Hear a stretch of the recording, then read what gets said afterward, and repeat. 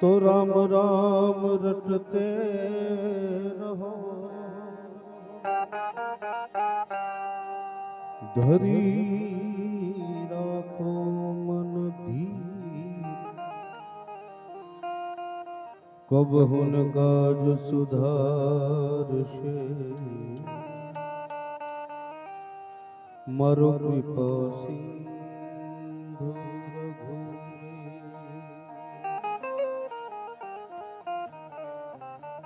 तो राम किसी को मारे नहीं,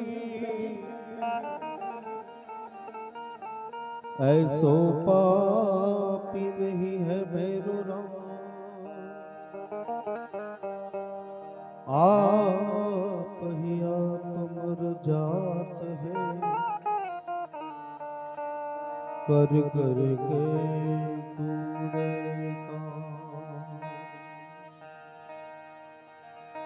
तो राम नाम की औषधि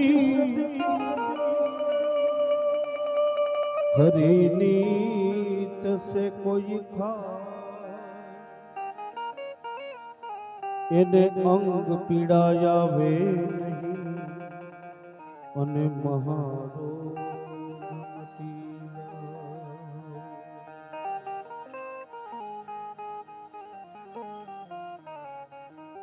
एक कविना उद्गार મને યાદ આવે છે, બહુ સરસ વાત લખી છે કવિએ। मैं प्रभु ना कार्य ने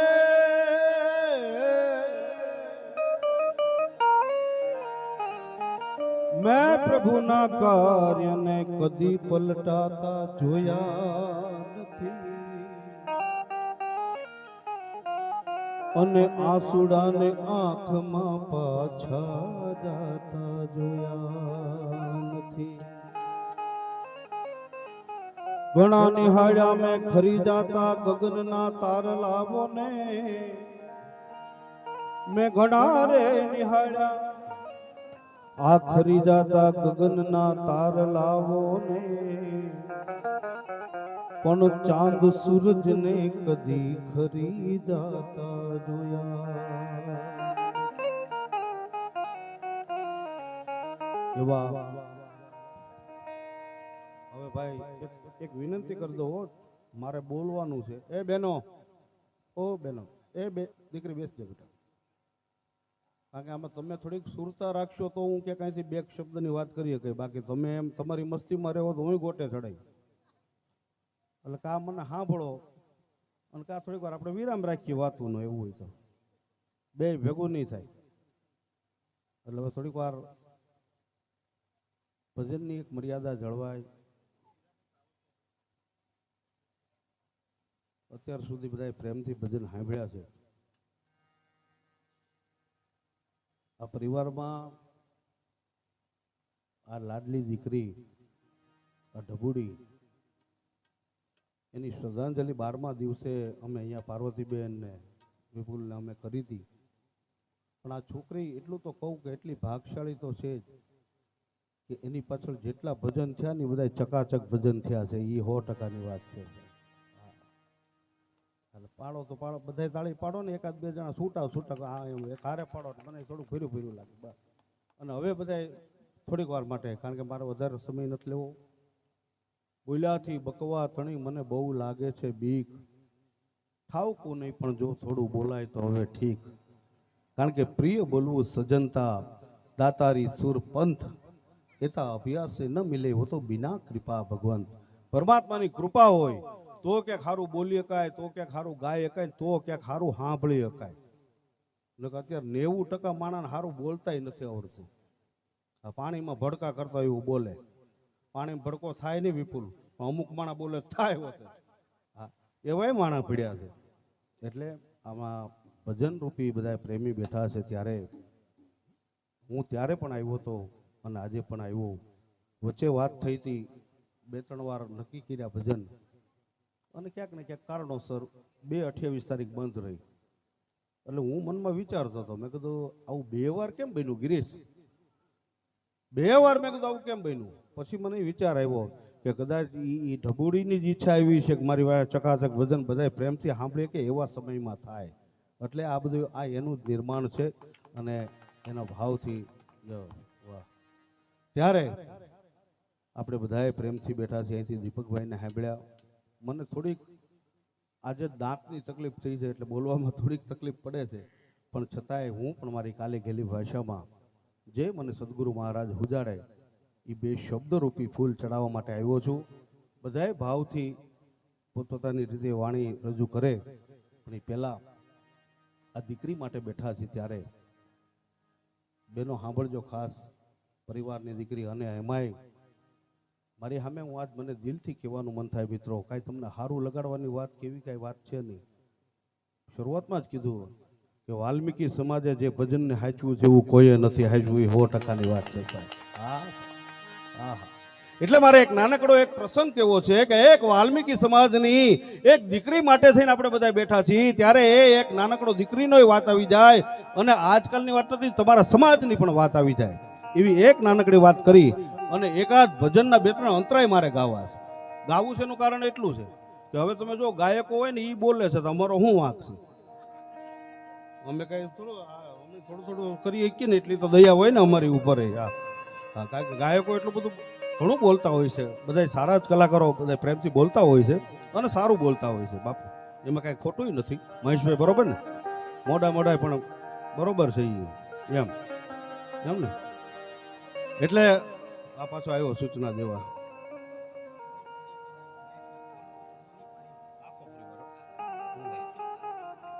તને જેટલા જેની ઉપર ભાવ છે બધા આવે જ છે, પણ હવે તું ભાવ રાખજે મારો બાપ એટલો હો અમારી ઉપર પાછો.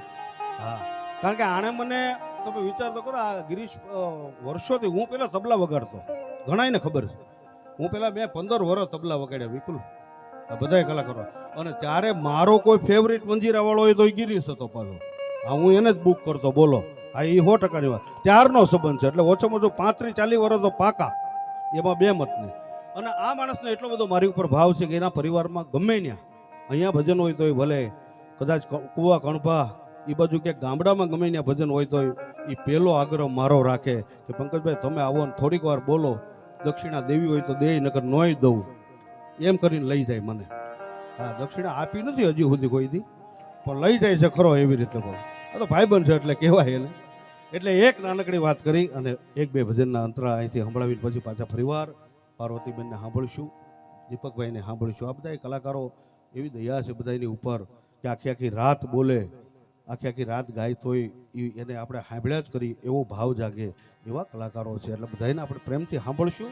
પણ એક નાનકડી વાત કરું, મેં તમને કીધું એમ દીકરીનો પ્રસંગ છે એટલા માટે ઘણા એવું કહેતા હોય કે દીકરી છે ને એ સાપનો ભારો છે, આવું ઘણા કહેતા હોય. ઘણા એવું કે દીકરી સાપનો ભારો છે. ત્યારે એક લોક સાહિત્યકાર તરીકે, એક કલાકાર તરીકે હું એને એમ કહું કે મૂર્ખ, દીકરી સાપનો ભારો નહીં, પણ દીકરી તો તુલસીનો ક્યારો છે બાપ. દીકરી તો તુલસીનો ક્યારો છે. જે ઘરમાં દીકરી ન હોય ને ત્યાં અવાજ હોય, જે ઘરમાં દીકરી ન હોય ત્યાં અવાજ 100% હોય, પણ કલરવ ન હોય. કલરવ તો જ્યાં દીકરી હોય ત્યાં જ હોય. હા, એવી લાડકી દીકરી, એવી ઢોળીને શ્રદ્ધાંજલિ રૂપે આપણે બધા ભેગા થયા છીએ. અને એ દીકરી ખરેખર ભાગશાળી છે કે એની વાંહે ભજન થાય છે, એ બહુ મોટી વાત છે. હા, ત્યારે એક આ સમાજ માટે, તમારા સમાજમાં બેઠો છું ત્યારે પહેલી વાર આ વાત કહું છું, તમને ખરેખર મોજ આવે એવી વાત છે. વાલ્મીકી સમાજમાં ભજન આજથી નહીં, વર્ષોથી, આદિ અનાદિથી જળવાઈ રહ્યું છે. એવા સંતો મહાપુરુષો પણ તમારા સમાજે આપ્યા છે.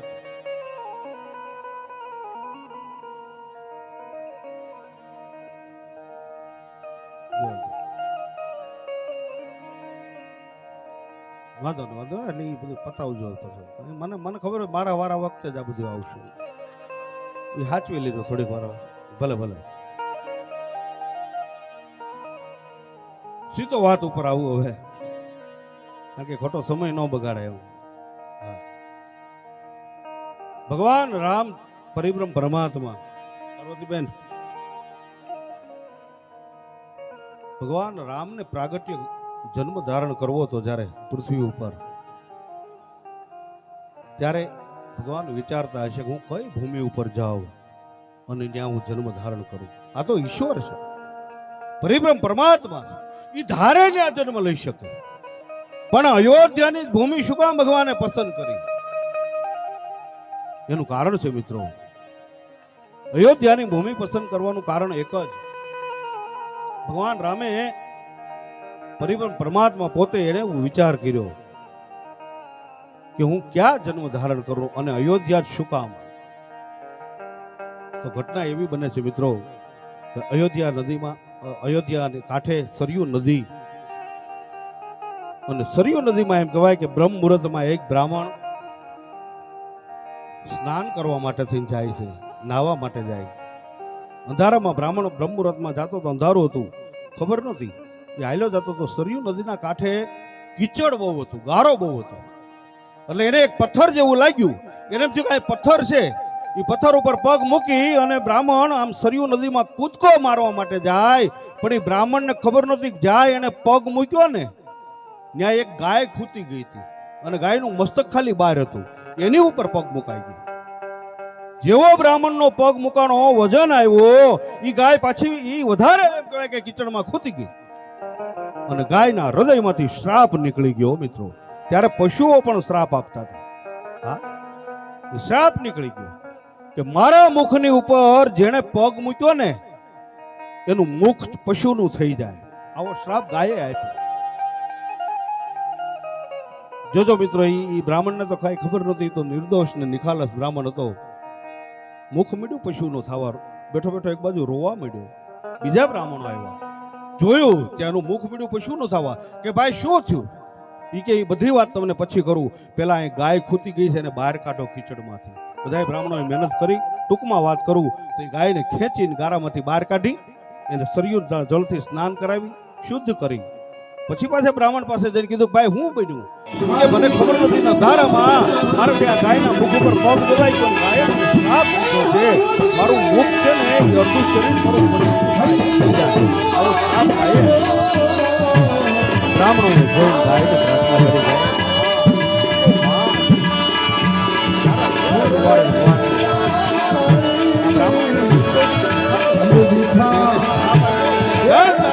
તારા મસ્તક ઉપર પગ મૂક્યો. ત્યારે તો જો ગાયે કીધું, હા શ્રાપ નીકળી ગયો, પછી હવે આનો કઈ રસ્તો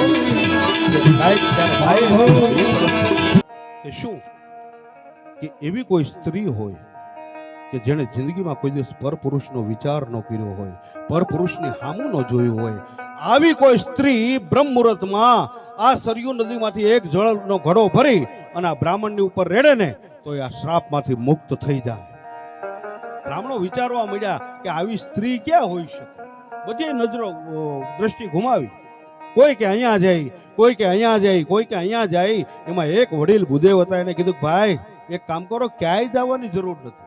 હે કે ક્યાંય જવાની જરૂર નથી, એવી સ્ત્રી તો આપણા અયોધ્યામાં છે. કે અયોધ્યામાં કોણ?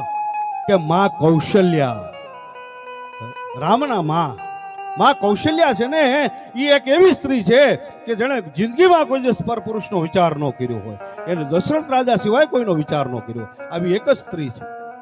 અને જોજો મિત્રો, ટૂંકમાં વાત કરું તો બધા બ્રાહ્મણો ભેગા થઈ આવીને કૌશલ્યા માં પાસે આવ્યા અને કીધું કે માં, એક ઘટના બની છે, ભૂલથી બ્રાહ્મણને શ્રાપ લાગી ગયો છે.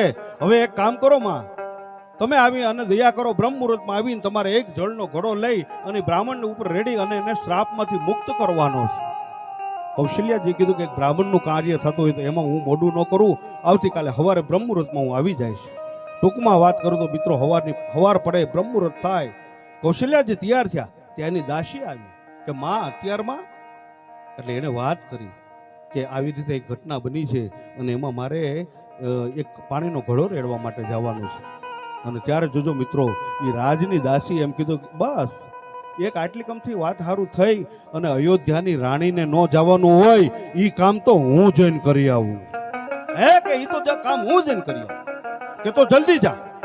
અને ઈ રાજની દાસી નીકળે હવે વાત સમજવા જેવી મિત્રો શરૂ થાય છે. ઈ રાજની દાસીને કૌશલ્યાજીએ કીધું કે એક કામ કર, મારો રથ લઈને જા, પણ તું જલ્દી સરયુ નદીના કિનારે જા. અને ઈ રથમાં દાસી બેહીન નીકળે અને અયોધ્યાની એક વાળવા વાળી એક વાલ્મીકીની દીકરી વાળતી હતી સાહેબ અયોધ્યા. એને જોયું કે આહા, અત્યારમાં કૌશલ્યાજી કઈ બાજુ હાથ જોડીને ઊભી રહે કે માં કઈ બાજુ? પડદો ઊંચો કરીને જોયું તો દાસી કે અત્યારમાં કઈ બાજુ?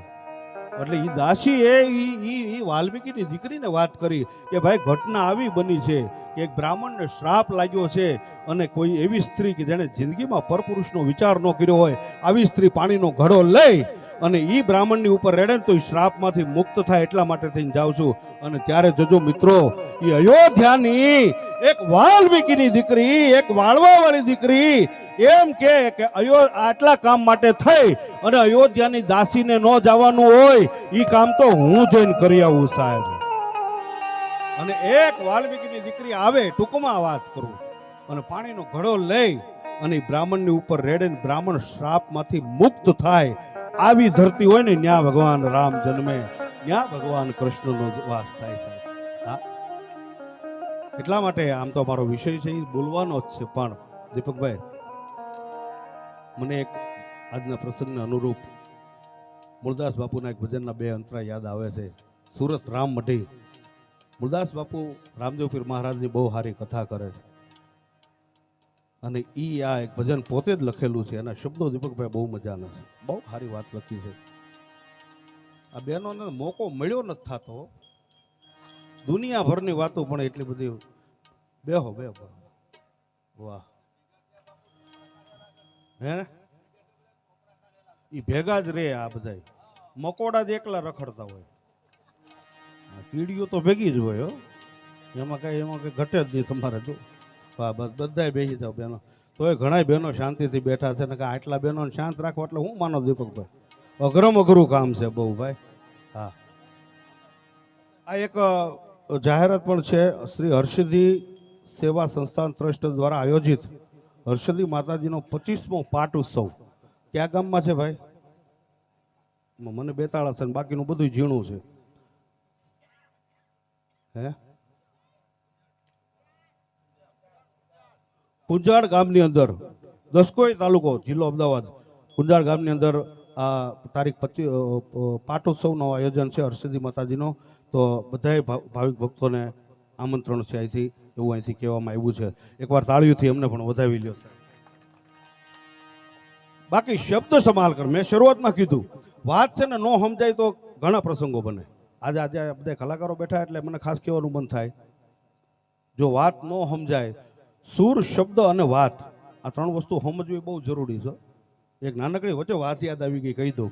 રાજાશાહીનો યુગ હતો અને એક રાજા એ ગામનો રજવાડાનો, એને એવો મનમાં વિચાર આવ્યો કે લાઈને તપાસ તો કરું, મારા ગામમાં પ્રજા શું વાતું કરે છે, સુખી છે કે દુઃખી છે, કોને શું તકલીફ છે, એ જાણવા માટે થઈને અંધાર પછેડો ઓઢી અને એ રાજા એમ કહેવાય કે નગરચર્યા કરવા માટે નીકળ્યો. રાજા ફરતો હતો, એમાં ગાડા માર્ગ ઉપર એક પતિ પત્ની ને એક 9-10 વર્ષની દીકરી ધીમે ધીમે હાલ્યા જતા હતા. રાજાને એમ થયું કે આની પાછળ જાઓ, ક્યાંક વાત મળશે. જોજો વાત ન સમજાય તો શું થાય, સમજવા જેવી વાત છો. એ રાજા એની પાછળ હાલવા માંડ્યો. એટલે ઈ પતિ પત્ની ને ઓલી 9-10 વર્ષની દીકરી હતી ને, એમાં દીકરી ઓચિંતાની ઈ ગાડા માર્ગ ઉપર એકદમ શાંતિ અને ધીમો શીતળ પવન વાતો હતો. એવા સમયે દીકરી ઓચિંતાને બોલી, માં ટેરવા બહુ મીઠા છે, કે ટેરવા બહુ મીઠા છે. આટલું કીધું ને એટલે એની માએ કીધું કે બેટા શાંતિ રાખ, ટેરવા મીઠા નથી, તુંબડું બહુ મીઠું છે. કે ટેરવા મીઠા નથી, તુંબડું મીઠું.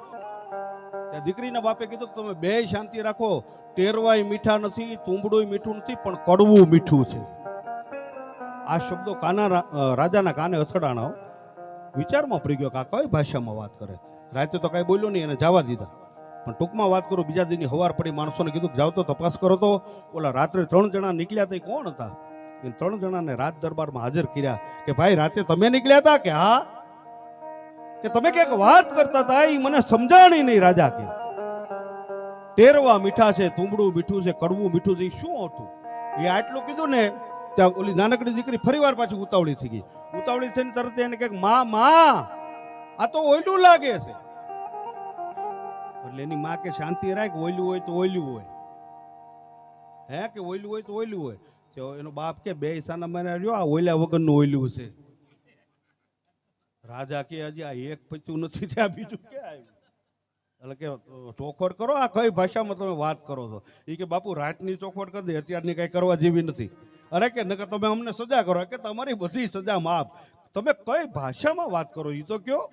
અને ત્યારે જોજો એ ગામડાના માણસોએ એમ કીધું કે બાપુ અમે રાત્રે નીકળ્યા ને ત્યારે શીતળ પવન વાતો હતો, ત્યારે કાંઈ આ માયક ને લાઇટ ને એવી કાંઈ વ્યવસ્થા હતી નહીં. દૂર ક્યાંક મઢીમાં ભજન હાલતા હતા. એ ભજન હાલતા હતા અને ત્યારે બરોબર એમ કહેવાય કે ક્યારેક ક્યારેક પવનની લહેરખીને અરે એના શબ્દો અથડાતા હતા મારા કાને. એટલે મારી દીકરીથી રહેવાનું નહીં. અને એનાથી કહેવાય ગયું ટેરવા બહુ મીઠા છે. ટેરવા એટલે તબલા ઉસ્તાદ જે તબલા વગાડે છે ને એ ટેરવા બહુ મીઠા છે. મારી દીકરી એમ કીધું. અને ત્યારે મારી પત્ની એમ કીધું કે નહીં, ટેરવા મીઠા નથી પણ તુંબડું બહુ મીઠું છે. રામસાગરનો જે રણકાર આવે છે ને એનું તુંબડું બહુ મીઠું છે, આટલું કીધું. અને તરત બાપુ મેં એમ કીધું કે ટેરવાય મીઠા નથી, તુંબડું મીઠું નથી, પણ નરસિંહ મહેતાનું જે કડવું પદ છે ને એના શબ્દો બહુ મીઠા છે. આ વાત તો સમજાઈ ગઈ, પણ આ ઓયલા વગરનું ઓયલું કે એ કાંઈ પૂછોમાં. નકર તમે અમને કે તમારી સજા બધી માફ. કે તમે અમારા માય બાપ છો, અમારા રાજા છો. તમે અમારા રાજા થઈ અને અમારી પ્રજાની જો વાતને સમજી ન શકતા હોય તો મારી દીકરીથી રહેવાનું નહીં. ને એનાથી કહેવાય ગયું કે આ તો ઓયલું લાગે. ઓયલું કહેતા જનાવર જેવો લાગે છે. એટલે માફ કરજો, મારી પત્ની એમ કીધું કે ઓયલું હોય તો ઓયલું હોય, જનાવર હોય તો એને શિંગડાને પૂછડું હોય. એટલે કે બાપુ માફ કરજો, મેં એમ કીધું તો કે આ ઓયલા વગરનું ઓયલું છે. એટલે ન સમજાય તો ઘણી તકલીફ થાય. પણ મુરદાસ બાપુના બે અંતરા ગાય અને પછી પાછા આપણે આગળ ભજનનો દોર ચલાવી. કારણ કે આ ભજન પ્રસંગને અનુરૂપ અને એના શબ્દો બહુ મજાના છે. ત્યારે મુરદાસ બાપુ લખે છે,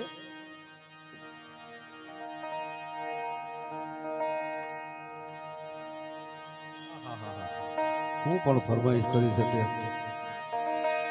કારણ કે આમાં હું ગિરીશ સૂર આખો જે હાલતો હોય ને એમાં તું બધું ઓછે આવો લઈ કરો, ટ્રાય કરો.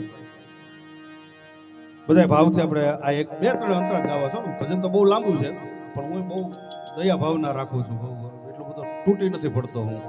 અને એમાં આજ દીપક દાંતનું પાછું કરાવ્યું છે એટલે હાવ નિરાશ રાખ્યું છે. ડોક્ટરે કીધું તો બહુ વજન ન દેતા બહાર આવી જાય. એટલે ધીમે ધીમે આપણે મુરદાસ બાપુનું ભજન બધાએ સાંભળેલું છે કે જાવડો વિશ્વાસ બીજું કોણ જાપે રે, આવડો વિશ્વાસ બીજું કોણ જાપે. જીવ આવે ને જાય એને કોણ રોકે રે, શ્વાસ આવે ને જાય એને કોણ રોકે રે, આવડો વિશ્વાસ બીજું કોણ જાપે રે, આવડો વિશ્વાસ બીજું કોણ જાપે રે.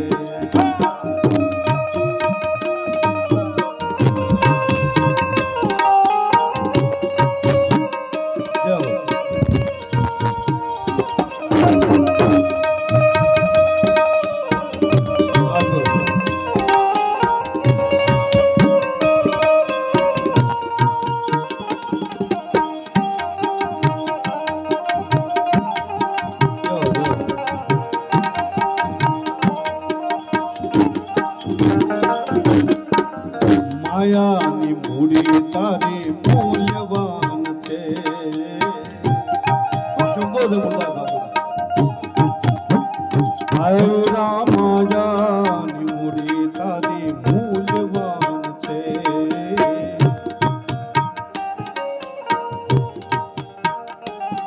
કોણ વણ લે કે વાવરતા કોણ રોકે રે વિતા,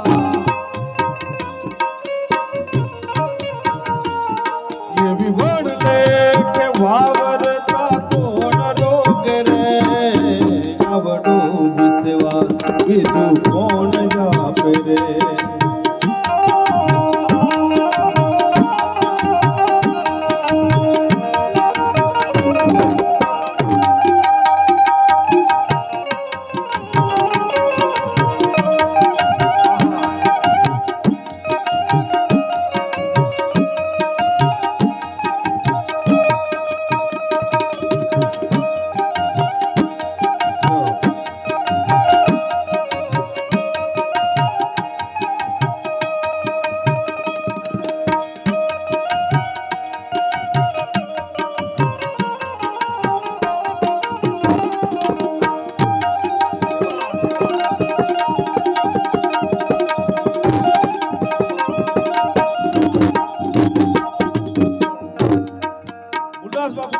જોજો શું લખ્યું બાપુએ અમૃતનો કુંભ તારી નાભીમાં પડ્યો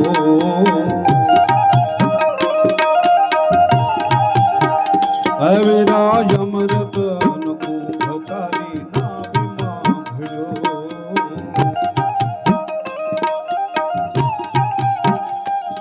પણ ઢોળાય છે ધૂળમાં તને કોણ ટોકે રે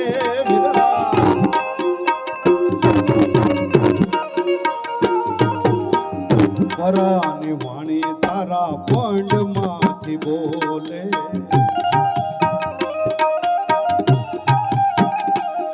આવો રેહણીનો અભ્યાસ કોણ કરાવે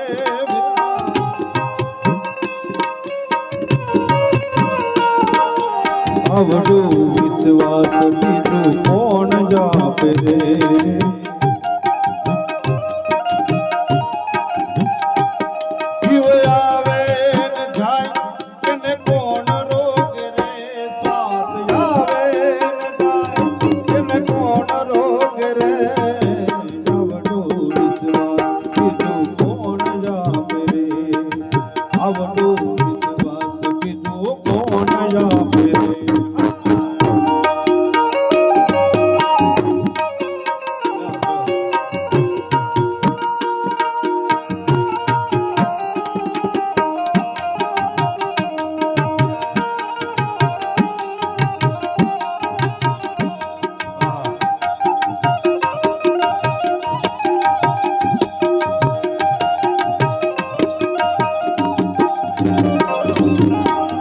ગુરુદાસ બાપુનું આ ભજન તો ઘણું લાંબુ છે પણ આ અંતરો મને બહુ ગમે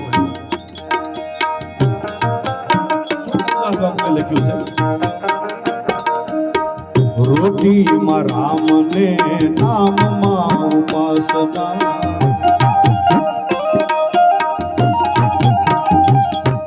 રોટલાને દેહના અમૃત કીધું છે દેહનો કોઈ અમૃત હોય તો એ રોટલો હતો અને એટલા માટે આપણે કચ્છ કાઠિયાવાડ ગુજરાતમાં રોટલા નહીં ભજન છે ઘણી જગ્યાએ ગવાય રામ દીધો છે રૂડો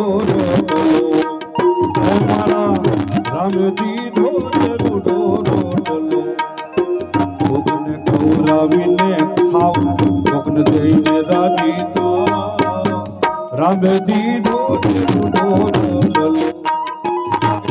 બાપુ લખે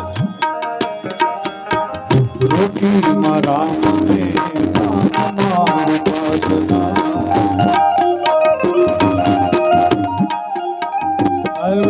રોટી મરા મને શ્વાસમાં ઉપાસના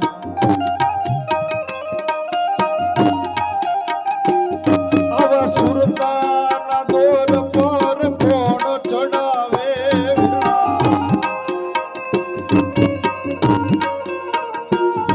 આવા સુરતાના દોર પર કોણ ચડાવે મૂળદાસ મરમયને પીડને બ્રહ્માંડમાં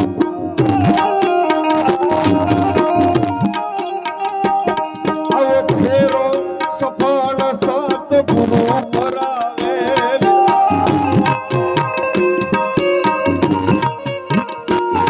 આવો ફેરો સફળ સમરથ કરાવે આવડો વિશ્વાસ બીજો કોણ જાવે આવડો વિશ્વાસ બીજો કોણ જાવે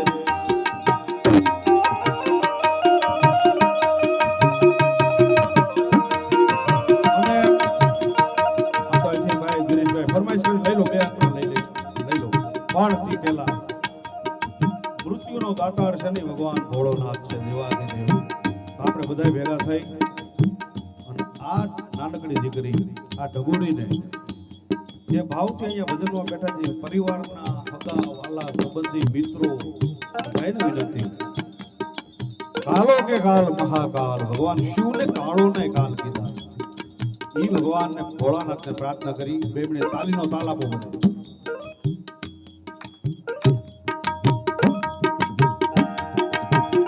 જેટલા બેઠા અને ભોળોનાથ વાલો હોય અને આપણે સાચી શ્રદ્ધાંજલિ એક જ અંતરો મારે ગાવો છે પણ ભાવથી બધા હો હાથ ઊંચો કરીને હાલો બેનો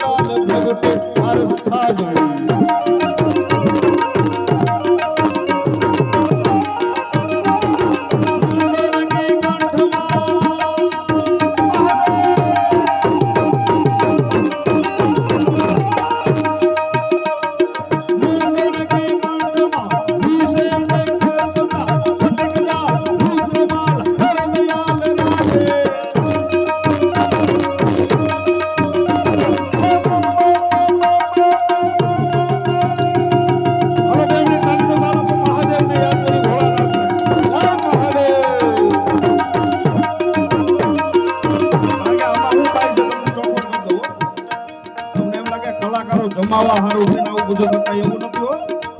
આ સ્ટેજ ઉપર બેઠા પછી ખોટું ન બોલું. હું બ્રાહ્મણનો દીકરો છું. મહાદેવનું નામ આવે જો હું ગાંડો ન થાવ તો મારો મહાદેવનો કામ હું કોણ પડે. એકવાર એના માટે ભાવથી આની બધા લોકો બધા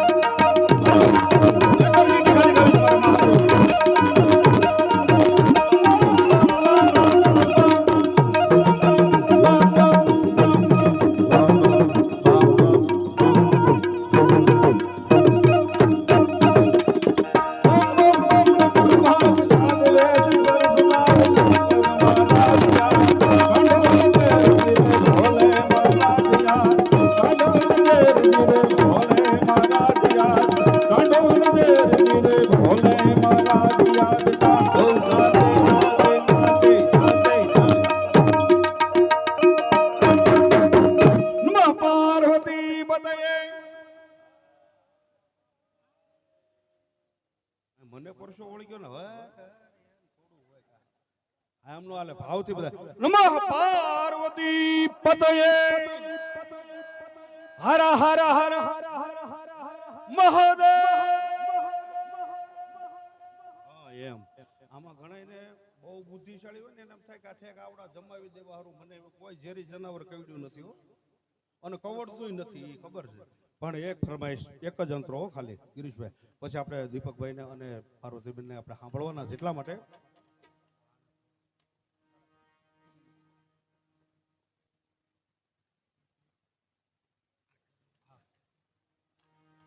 એ તો મને ખબર જ છે ને, હું હતો જ ને ભજનમાં. એને એક યાદી કરી છે એક નાનકડી દીપકભાઈ. દીકરીની વાત આવે ને એટલે બાપ છે ને, બાપનું પાત્ર છે દીકરી તો. હા સાહેબ, જગતના તમામ પાત્રોમાં તમે જુઓ ને, આપણે મારા ને તમારા પરિવારમાં દીકરો છે ને એ માનું પાત્ર છે. દીકરાને ક્યાંક થાય તો માં ગાંડી બની જાય. અને જગત આખાના જેટલા પણ દીકરા મહાન થયા છે ને એ પોતાની માના નામથી ઓળખાણા છે. હનુમાનજી કોનો દીકરો કે અંજની નો જાયો સાહેબ. આ જગતના જેટલા પણ પુરુષો મહાન થયા એ પોતાની માના નામથી ઓળખાણા. પણ જેટલી દીકરી મહાન થઈ ને એ તો એના બાપના નામથી ઓળખાણી છે સાહેબ. હા, એ 100% વાત છે. હા, સીતા કોની દીકરી કે સાહેબ? એ જનક રાજાની દીકરી. ત્યાંથી શરૂ કરો. દ્રૌપદી કોની દીકરી? દ્રુપદ રાજાની દીકરી સાહેબ. હા, એના બાપના નામથી ઓળખાય. અને બાપ અને દીકરીનો પ્રેમ કદાચ એની વાતો કરવા બેહીએ તો રાતોની રાતો ઓછી પડે. પણ એક ભાઈ ગિરીશભાઈની ફરમાઈશ છે ઢબુડી માટે થઈ. અને હું તે દિવસે પણ બોલ્યો હતો બહેનો કે કદાચ આ દીકરીના સંભાળના રૂપે વાતો કરવા બેહી તો ઘણું કહી શકાય. એક નાનકડી વાત કરું કે કચ્છ કાઠિયાવાડની ગુજરાતની દીકરી, એના સંસ્કાર કેવા હોય દીપકભાઈ. એક દીકરી એના લગ્ન લેવાઈ ગયા હતા. આ પ્રસંગ મને બહુ ગમે છે. એ લગ્ન લેવાઈ ગયેલા દીકરીના, અને બરોબર એમ કહેવાય આપણે ઘણા પરિવારમાં આજની તારીખમાં પણ પ્રથા છે કે દીકરી હારે જતી હોય તો એને વાસણ કર્યા વરમાં આપણે આપતા. વર્ષો પહેલા તો હતું, હજી ઘણા પરિવારમાં. એ દીકરી નો બાપ એમ કહેવાય કે દીકરીના કર્યાવરના વાસણ લેવા માટે જાતો હતો. ત્યારે દીકરીએ બોલાવીને કીધું, બાપુ તમે મારા વાસણ લેવા જાઓ છો? કે હા બેટા. કે તમારું એક કામ કરજો ને. કે બોલ ને બેટા. એક કામ કરજો બાપુ, તમે જે વાસણ લ્યો ને એ વાસણની ઉપર જે નામ લખાવો ને એમાં મારું એકલીનું નામ લખાવજો. હે કે મારી એકલીનું નામ લખાવો. બાપને બહુ નવીનતા લાગી. બાપે એની દીકરીને કીધું કે અરે બેટા, તું કહેતી હોય તો તારા નામની પાછળ તારા પતિનું નામ લખાવું, તું કહેતી હોય તો તારા નામની પાછળ મારું નામ લખાવું, તારું એકલીનું શું કામ? અને ત્યારે જોજો સાહેબ, એક સંસ્કારી, એક ગામડા ગામની એક નાનકડી દીકરીએ જવાબ દીધો, બાપુ મારું એકલીનું નામ એટલા માટે કે તમે જે મને વાસણ આપશો એ હું મારા હારે લઈ જાય. પછી અમારી ત્યાં એક પ્રસંગ આવશે એટલે એ વાસણને અમારે ચૂલે ચડાવવા પડે. એ વાસણ કાળા થાય. એ કાળા થયેલા વાસણની ઉપર એને ધોવા માટે થઈને એની ઉપર રાખ નાખવી પડે, ધૂળ નાખવી પડે. બાપુ મારા નામ ઉપર રાખ કે ધૂળ ચડે નહીં મને પોસાય, પણ મારા બાપના પતિના નામ ઉપર ધૂળ ચડે મને કોઈ દી ન પોસાય. આ એક દીકરી કહી હતી. મેં તમને કીધું એમ કે કદાચ દીકરીના પ્રસંગ કેવા બેહ્યું તો રાતોની રાતો ઓછી પડે. પણ કવિ દાદને એક અંતરો મને યાદ આવે. કવિ દાદે લખ્યું છે સાહેબ. આહા, શું લખ્યા શબ્દો કે કાળ જાકે રો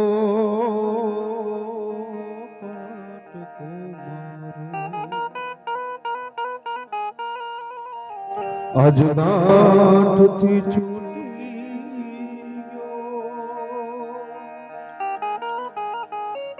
કે મમતા રૂવે જેમ વેણુમાં વીરડો છૂટી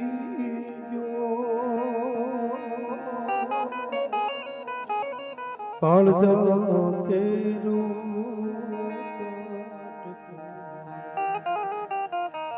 અજગાંઠથી છૂટી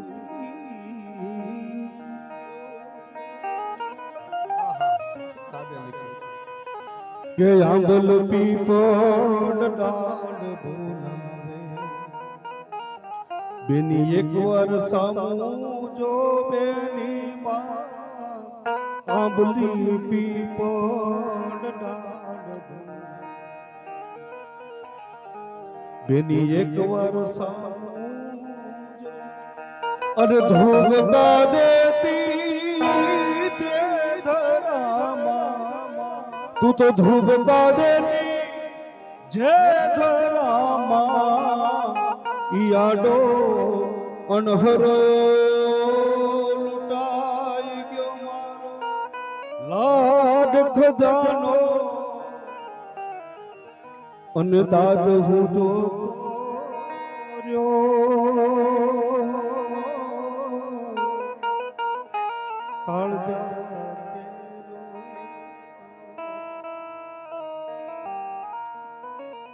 એ ઢબુડી મારી આ કરુણતા છે મને કાંઈ એની આંખમાં આહુડ આવી જાય એટલે દીકરી એવી પાત્ર છે સાહેબ. ગિરીશને તો એની દીકરી હયાત નથી પણ અહીં જેટલા બાપ બેઠા છે ને જેને દીકરી હોય એવો જરાક હાથ ઊંચો કરો તો જેને દીકરી હોય એવા કેટલા છે. આહા સાહેબ જેને દીકરી જે ઘરમાં હોય ને અમે એક કલાકાર તરીકે અમે રાતને દિવસ 18 વર્ણમાં અમે કામ કરતા હોય. દીકરીની વાત આવે ને દીપકભાઈ એ બોલવા બેસીને ત્યારે અમારું કાળજું જો થથડી જતું હોય. અમે વાતને પૂરી નથી કરી શકતો. હું ઘણા વર્ષોથી પ્રોગ્રામ કરું છું પણ દીકરીનો 1 કલાકથી વધારે કોઈ દિવસ બોલી નથી શકાતું. એનું કારણ છે કારણ કે એક બેન મેં વળાવી છે અને મારા ઘરમાં દીકરી છે સાહેબ. એટલા માટે થઈને વાત પૂરી નથી. પણ કદાચ વાતો કરવા બેસી તો ઘણો સમય થઈ જાય. પણ ભજનનો માહોલ છે ત્યારે ફરીવાર પાછા તમે આ પરિવારે મને યાદ કર્યો છે. આ બધાનો ખૂબ ખૂબ હૃદયથી આભાર અને પરિબ્રહ્મ પરમાત્માને પ્રાર્થના કરું કે આ દીકરી જ્યાં પણ હોય એને જ્યાં પણ અવતાર લીધો હોય એને ખૂબ માં ભગવતી ભગવાન ભોળાનાથ અને દ્વારિકાધીશ ને રામદેવ પીર મહારાજ એને ખૂબ લહેર કરાવે એવી પ્રાર્થના સાથે મારા શબ્દને વિરામ આપું. ખૂબ ખૂબ આભાર. અને આગળ ગિરીશભાઈ કોને કે અને રજૂ કરી દઉં પાર્વતીબેન. હા તો તમારા સમાજનું ગૌરવ અને બહુ જૂના ભજનિક અને બહુ હદેખા વ્યક્તિ હો. પાર્વતીબેનને હું જોઉં છું આટલા વર્ષથી હું પાર્વતીબેનને ઓળખું છું. એ અમૃત ફળ ખાઈને આવ્યા છે. બોલો આવડા ને આવડા જ લાગે છે. હા કેટલા હું હાવ નાનકડો તો તેદુના આવડા ને આવડા. અમે ઈ માં હારે કામ કરેલું દીપકભાઈ પાર્વતીબેન ને મેં. હા ઈ એક આવતું સવારમાં બરોબર ને. હા એવા વર્ષો જૂના જેણે ભજનને જ માત્ર પ્રેમ કર્યો છે. તમારા સમાજનું ગૌરવ જેને સાહેબ જેમ સબરી રામની રાહ જોતી હતી ને એવી રીતે વર્ષો સુધી જેણે ભજનને પ્રેમ કર્યો છે એવા પાર્વતીબેનને વિનંતી કરું કે આવે અને એમને મોજ આવે ભજનો સંભળાવે. એકવાર જોરદાર તાળીઓના ગડગડાટ વધાવો પાર્વતીબેન.